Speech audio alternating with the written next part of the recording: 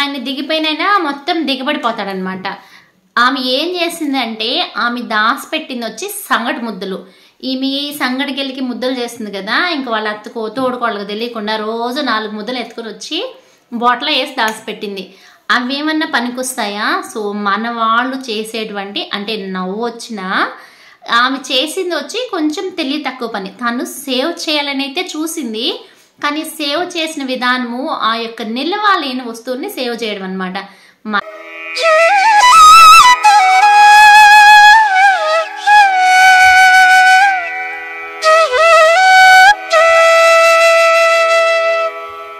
Hi అండి, అందరికీ నమస్తే. నేను మీ పూర్ణిమ గారిని పీజీ టెక్ సాలన్ నుంచి మాట్లాడుతున్నాను. నేను బాగున్నానండి, మీరందరూ చాలా చాలా బాగుండాలని కోరుకుంటూ ఇవాళ టాపిక్ వచ్చేసి కేవలం వారానికి 3 రోజులు సేవింగేనండి. అది ఎందుకు అంటే ధనం అంటుందంట, నువ్వు నన్ను ఎప్పుడైతే కాపాడుకుంటావో ఇన్ ఫ్యూచర్లో నిన్ను నేను రక్షిస్తాను అని. అది ధనానికి ఒక్కటే కదండి, చెట్లకి, మొక్కలకి, మన చుట్టుపక్కల ఉండేటువంటి బంధాలకి అన్నీ కూడా మనము మనీతోనే ముడిపడి ఉంటాయి.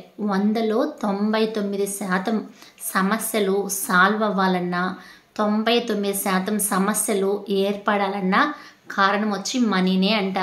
ఎప్పుడైతే మనీని నువ్వు ఇబ్బడముబ్బడుగా ఖర్చు పెట్టేసి, లేదంటే లెక్క లేకుండా ఖర్చు పెట్టేసి, వచ్చినట్టు ఖర్చు పెట్టేస్తూ ఉంటావో, మనకి కాలు చేయి ఆడినంత వరకే వచ్చిపోతూ ఉంటుందే తప్ప, ఒక్కసారి మనకి ఏదో ఒక విపత్తు వచ్చినప్పుడు నువ్వు పని చేయలేని పరిస్థితి వస్తే, ఎప్పుడైతే నువ్వు మనీని కాపాడకుండా, దాచిపెట్టకుండా, సేవ్ చేయకుండా ఉంటావో ఆ టైంలో నువ్వు నానా తంటాలు పడాలా, నానా కష్టాలు అనుభవించాల్సి వస్తుంది. అందుకే అంటారు, మన పెద్దోళ్ళు కూడా చెప్పేది అదే అనమాట. ఎప్పుడు కానీ 4 రూకలు ఎంత వేసుకుంటా ఉన్నావు అంటే నీ ఫ్యూచర్గా డోకా ఉండదబ్బా అంటారు. అంటే మన పెద్దోళ్ళు అనేది 4 రూకలు అంటే ఒక చిన్న కథ నేను చిన్నప్పుడు మా అమ్మమ్మ చెప్పేదనమాట. ఒక ఉమ్మడి కుటుంబంలో భార్య భర్తలు ఒక 2 తోడుకోడళ్ళు అట్లున్నారనమాట. ఒక ఇంటి తోడుకోడలేమో అంటే ఒక ఇంటి నుంచి వచ్చిన అమ్మాయి ఏమో కొంచెం స్థితిమంతురాలు, ఇంకొక ఇంటి నుంచి వచ్చిన అమ్మాయి ఏమో కొంచెం తింగర్ది, చిన్న కుటుంబం నుంచే వచ్చిందనమాట. వీళ్ళు కొన్ని సంవత్సరాల తర్వాత వేర్లు పోవాలనే ఉద్దేశంతో భార్య భర్తలు మాట్లాడుకుంటూ ఉంటారు కదా, కొంచెము స్థితిమంతురాలని పెట్టుకొచ్చి ఆ అమ్మాయి అంతో ఎంతో తెచ్చుకుంది, వాళ్ళకి ఆ పొదుపు అనేది అలవాటు ఉంది, ఈ అమ్మాయి సేవ్ చేసుకుంటా ఒద్దిగ్గా కాపురం చేసుకుంటా వస్తుందన్నమాట. ఈ కొంచెం చిన్నింటి నుంచి వచ్చిన అమ్మాయి ఉంది కదా, ఈ అమ్మాయి ఏమంటే రోజు వచ్చి నేను రోజు మన బొట్టలో 4 రాళ్ళు వెనకేసి పెడుతున్నాను, నేను బట్ట నిండా నేను ముద్దలేసి పెడుతున్నాను అంటే, ఈయనేమనుకుంటానంటే నా భార్య ఏదో దాసి పెట్టేస్తూ ఉంది అంటే పొదుపు చేస్తూ ఉంది, సో మనకి ఇంకేం దిగులు లేదు, మనం ఒకవేళ వేర్లు పోయినా కూడా అనేసినని ఒక ఫైన్ డే వీళ్ళు ఫైనల్ వీక్లో గొడవలు వచ్చి వేర్లు పోతారనమాట. ఇట్లా వేర్లు పోతే ఈమె ఏర్లు పోయినాక మన ఏమీ లేకుండా కట్టుబట్టలతోనే వేర్లు పోతారు. అంటే వ్యవసాయ కుటుంబం కదా, ఎప్పుడంటే అప్పుడు అనుకుంటే వాళ్ళకి పంట చేతికి రాదు. అప్పట్లో ఇప్పుడున్నంత రొటేషను డబ్బులు ఉండేది కాదనమాట.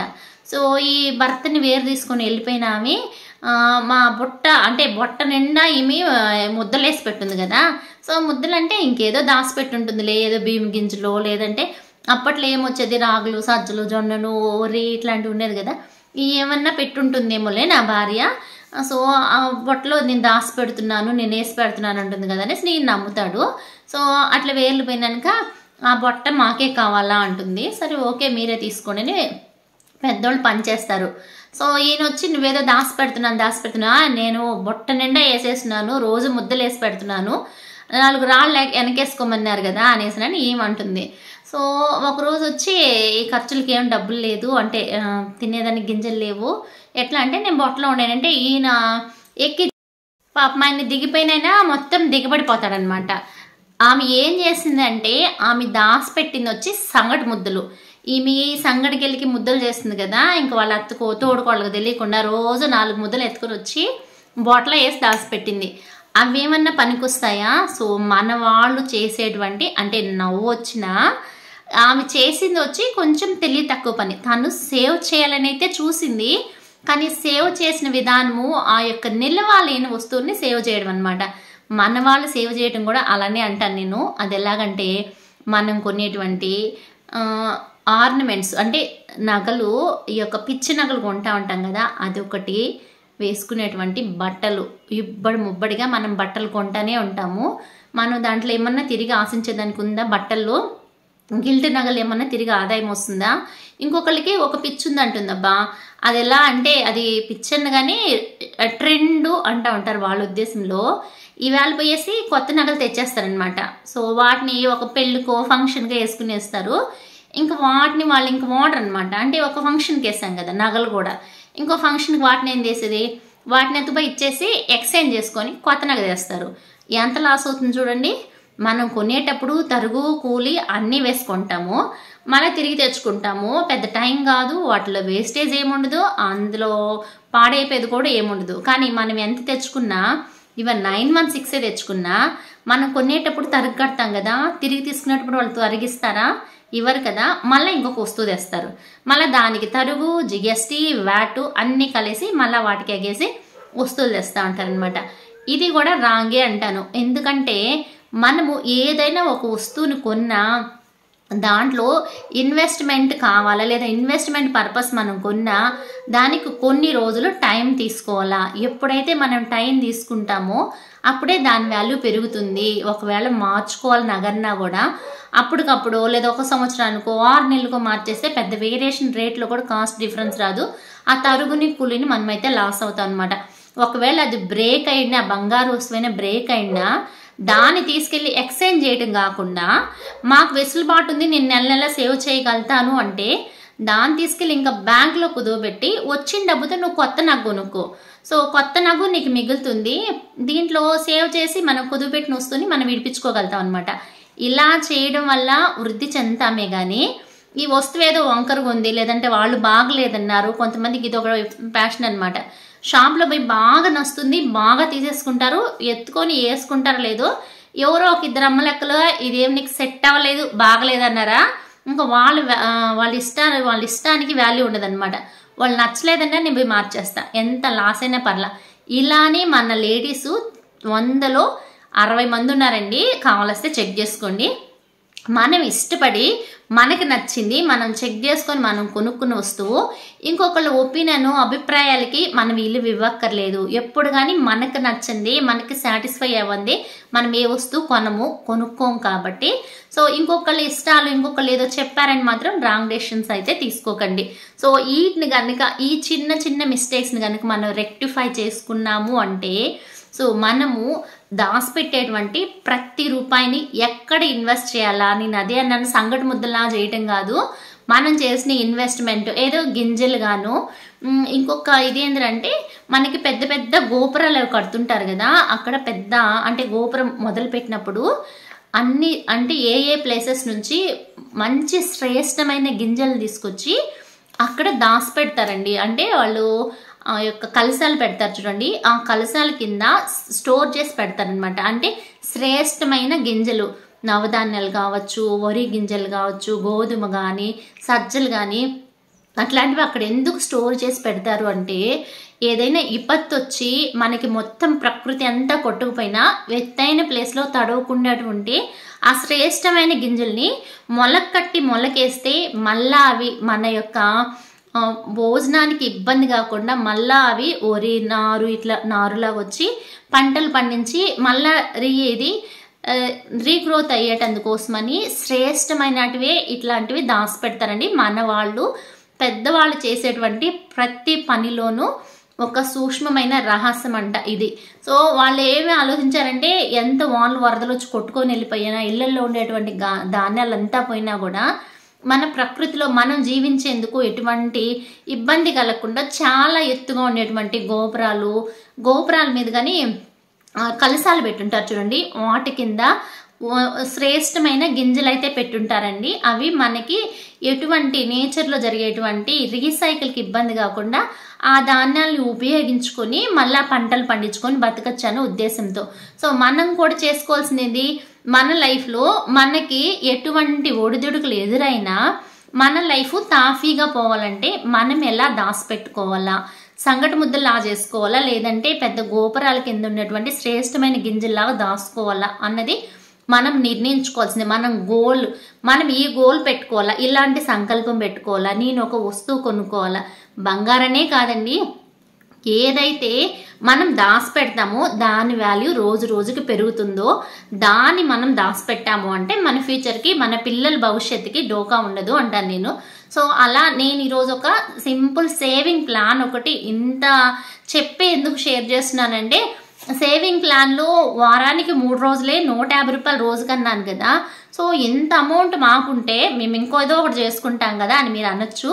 కానీ మన దగ్గర ఎంత డబ్బులున్నా, వేలు సంపాదిస్తున్నా, లక్షలు సంపాదిస్తున్నా కూడా సేవింగ్ అనేది అలవాటు లేదు అనుకోండి, 1 రూపాయి కూడా మిగిలి పెట్టలేం. ఏదో ఇలాంటి టార్గెట్ గోల్ ఒక ఏమో ఇట్లాంటిది అంటే ఒక ప్లాన్ ప్రకారం చేద్దాము, అదొక డ్యూటీ లాగా చేసుకున్నాము అనుకోండి. సో అప్పుడైతే ఖచ్చితంగా మనం ఆటోమేటిక్గా అలవాటు పడితే సేవింగ్కి మనం ట్యూనప్ అవుతాం అనమాట. అదే అంటారు, డబ్బుని స్టార్టింగ్ మనం ఎలా అయితే పనిలో వంగమో డబ్బును సేవ్ చేయడానికి కూడా మన బాడీ మైండ్ సహకరించమంట. కష్టపెట్టైనా సేవ్ చేయడం అలవాటు చేయండి. ఒక్కసారి సేవ్ చేయడం అలవాటు చేశారు అంటే ఇంకా లైఫ్ లాంగ్ మనకి ఎలాంటి ఇబ్బంది లేకుండా సేవింగ్ అనేది చేసుకుంటానే వెళ్తాము. కాకపోతే చేసే సేవింగ్ కూడా కరెక్ట్ టైము కరెక్ట్ ప్లేస్లో చేయాలా.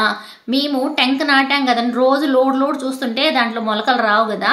సో అందుకనేసి మనం ఎక్కడైతే పెట్టుబడి పెట్టామో అది సెక్యూరిటీ లేదా నమ్మకంగా ఒకసారి సేవ్ చేసేసి అది ఒకే రకమైన సేవింగ్ కాకుండా 4 రకాలుగా సేవ్ చేసాము అంటే మనం పెట్టేటువంటి రూపాయి, 1 రూపాయి ఊరికే రాదు కదండి. ఎంత కష్టం లేనిదే రూపాయి రాదు.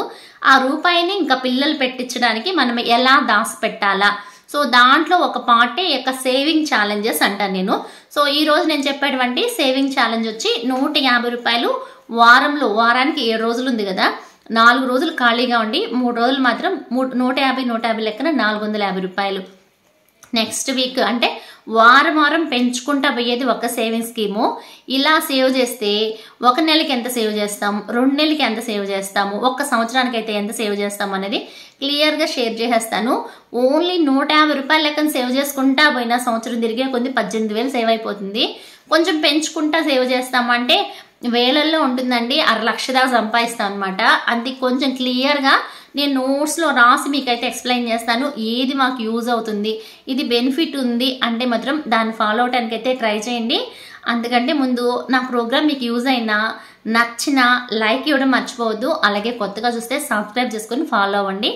ఇంకా మనం సేవింగ్ ప్లాన్ అన్నాను కదా, దాన్ని ఎక్స్ప్లెయిన్ చేసేస్తాను. సో లెట్ us follow అబ్బా. Weekly 3 days saving challenge, only 150 రూపాయలు సేవింగ్ ఛాలెంజ్ అనండి. సింపుల్గా 2 రకాల మెథడ్లో నేనైతే మీకు సేవింగ్ ఛాలెంజ్ ఎక్స్ప్లెయిన్ చేస్తాను. అందులో ఫస్ట్ది వచ్చి మనం ఫస్ట్ వీక్ మొత్తం 150 రూపాయలే సేవ్ చేస్తాం. అంటే పూర్తిగా ఒక వారంలో 3 రోజులే 450 రూపాయలు ఆ వారం మొత్తం సేవ్ చేస్తాం. రెండో వారానికి వచ్చే లోపల డబుల్ చేసుకుంటాం అనమాట. 150 300 అంటే 150కి 150 కలుపుకుంటాము. ఈ వారం అంతా కలిపి 900 సేవ్ చేస్తాం. ఇంకా మూడో వారానికి వచ్చే లోపల దానికి ఒక 150 కలుపుతాం. దీనికి 150 కలిపితే 450. ఈ వారం మొత్తం 3 రోజులే, పెంచేదేం లేదు, రోజులు 3 కాకపోతే 150 కలుపుకుంటూ వస్తాం. ఈ వారం 1350 రూపాయలు అయింది. ఎవరైనా వారం సేవ్ చేయాలంటే ఫస్ట్ వీక్ 450, రెండో వీక్ 900, మూడో వీక్ 1350. సో లాస్ట్ వీక్ వచ్చే లోపల 600. ఇది కొంచెం కష్టం అనిపించవచ్చు, కానీ వారం మొత్తానికి సేవ్ చేస్తాం కదా, సో అందుకని 1800 అనమాట. టోటల్ నెల మొత్తానికి మనం సేవ్ చేసేది 4500 రూపాయలు. సో మనం వారానికి 3 రోజుల లెక్కన సేవ్ చేసినా, లేదంటే పెంచుకుంటా సేవ్ చేసినా, లేదంటే రోజు ఒక 50 రూపాయల లెక్కన సేవ్ చేసినా 4500 అవ్వడం అనేది చాలా ఈజీ అనమాట. అది 1 నెలకే. 2 నెలలకి అయితే 9000 అవుతుంది. సో 9000లో మనం దాపుగా 1.5 గ్రామ్ బంగారు కొనుక్కోవచ్చు 2 నెలలకే. అదే 3 నెలలకి అయితే 13,500 అవుతుంది. 3 నెలలు మనం సేవ్ చేస్తే 2 గ్రాముల బంగారు, ఒక 4-5 గ్రాముల సిల్వర్ కూడా కొనొచ్చు. అదే మనము 1 సంవత్సరం సేవ్ చేస్తే 54,000 రూపాయలు అవుతుంది. దీన్ని డిఫరెంట్ సేవింగ్ మెథడ్లో పెట్టి గోల్డ్ స్కీమ్ కట్టుకోవటము, చిట్టు వేసుకోవటము, మ్యూచువల్ ఫండ్స్ అయినా రికరింగ్ డిపాజిట్ అయినా వేసుకుంటే ఆల్మోస్ట్ ఈ యొక్క 54,000కి ఇంకొక 4,000 ఇంట్రెస్ట్ అయితే గెయిన్ అయిపోయి దాదాపు 58,000. ఆల్మోస్ట్ ఒక 10 గ్రాముల బంగారు అయితే సేవ్ చేయొచ్చు. ఈ యొక్క 150 రూపాయల సేవింగ్ ఛాలెంజ్లో ఇంత ఈజీగా మనమైతే అమౌంట్ సేవ్ చేసుకోవచ్చు. లేదు ఇది చాలా కష్టంగా ఉంది, మాకు ఎక్కువ ఇది స్టూడెంట్స్, మదర్స్, లేదంటే హౌస్ వైఫ్స్కి మాకు ఇది కష్టం అంటే ఇంకొక మెథడ్ చెప్తాను. సింపుల్గా అయిపోయేది అనమాట. ఇది కూడా 3 రోజులే అనమాట. వారానికి 3 రోజులే, ఓన్లీ 150 రూపాయల లెక్కన సేవ్ చేస్తాం. ప్రతి వారము 150 లెక్కనే మొత్తం 4 వారాలకి ప్రతి వారము అంటే వారానికి 3 రోజుల లెక్కన మనం పెంచేది తగ్గించేది లేకుండా 150 లెక్కన సేవ్ చేస్తే 450 టోటల్ 1800. అది 2 నెలలకు వచ్చి 3600 అవుతుంది. అది 3 నెలలకు వచ్చి 5400. అదే 4 నెలలకైతే 7200. 10 నెలలకి 18000 సేవ్ అవుతుంది. అదే 12 నెలలు అయితే 21600. దాపుగా 1/2 బంగారం అయితే మనం ఇలా సేవ్ చేయొచ్చు. సో ఇలా సేవ్ చేసింది కనుక గోల్డ్ చిట్టో స్కీమో కడితే ఇంకొంచెం ఎక్కువ అవుతుందండి. అది ఇంకో వీడియోలో చెప్తే నచ్చితే లైక్ చేయండి.